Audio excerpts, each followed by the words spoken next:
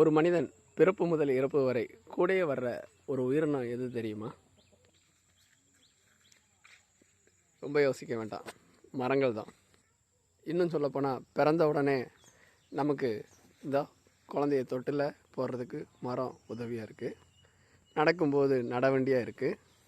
ஸ்கூலுக்கு போயிட்டோம் அப்படின்னா எழுதுகிற காகிதம் பேப்பர் எல்லாமே மரத்து மூலிமா தான் வருது.